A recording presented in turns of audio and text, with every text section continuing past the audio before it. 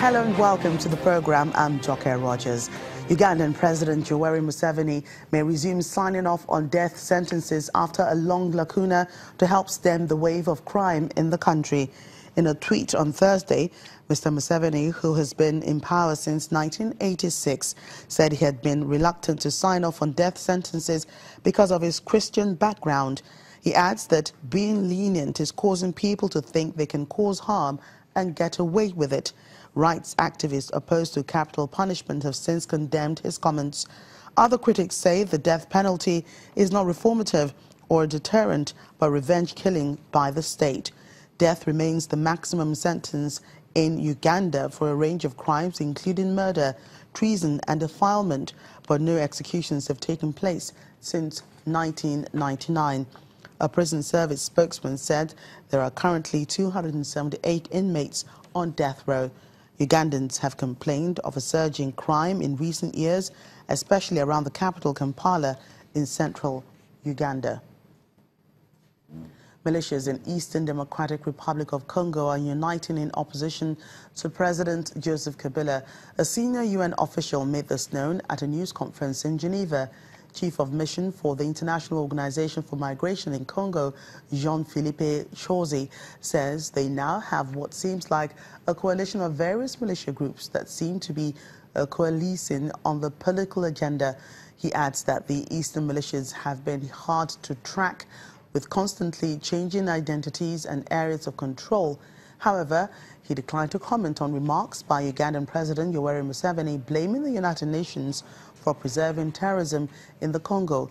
In December, UN peacekeepers had to repel an offensive against the town of Uvira, less than 20 miles from the Burundian capital, Bujumbura.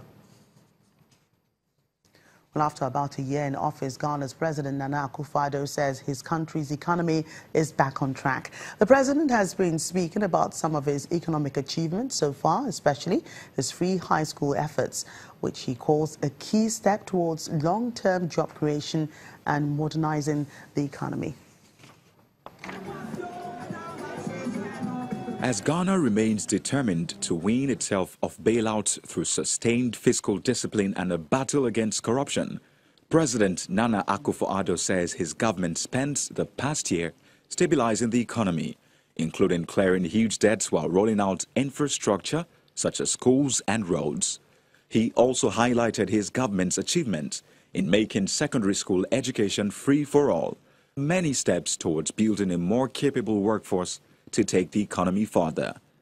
We shall work systematically to solve the problems, not just of the senior high schools, but from the kindergartens to the junior high schools as well. We shall put greater emphasis on technical, agricultural and vocational training and skills training in general. We have no choice but to educate and train our workforce to match the needs of the modern economy of the 21st century. This is only possible if we prioritize and accelerate the development and application of science, technology, and innovation, and also develop the capacity to design and manufacture machines, parts, and tools for ourselves. GDP growth in the West African states rebounded to 9.3% in the third quarter of 2017 from 3.5% in the same period of 2016. Akufo-Addo says the government saved about $7 billion after reviewing power sector deals signed by his predecessor covering a 13-year contract. 11 of the contracts had been terminated.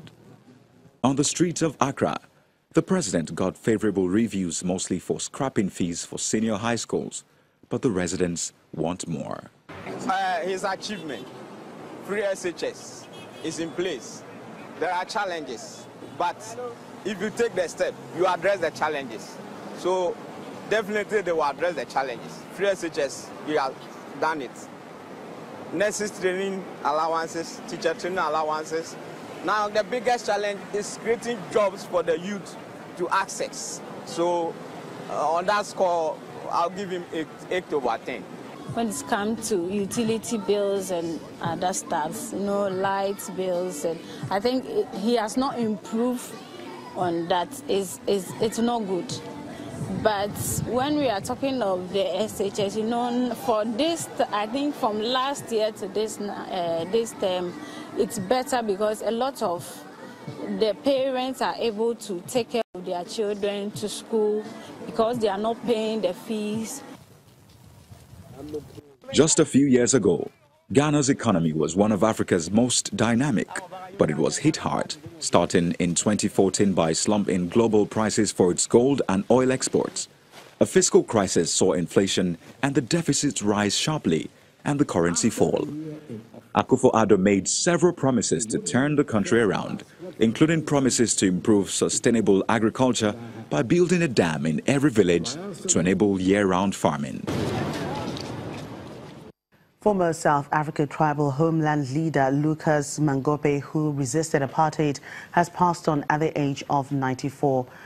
Mangope was president of one of South Africa's self-governing homelands from 1977 to 1994, where most black South Africans were literally confined under white rule. During the often tense negotiations that paved the way to majority rule in 1994, Mangope maintained that his homeland, Bophuthatswana, would remain independent. He was ousted in a coup weeks before the elections that brought Nelson Mandela to power. The ruling African National Congress, in a condolence message, described Mangope as an outspoken opponent of the democratization project in South Africa.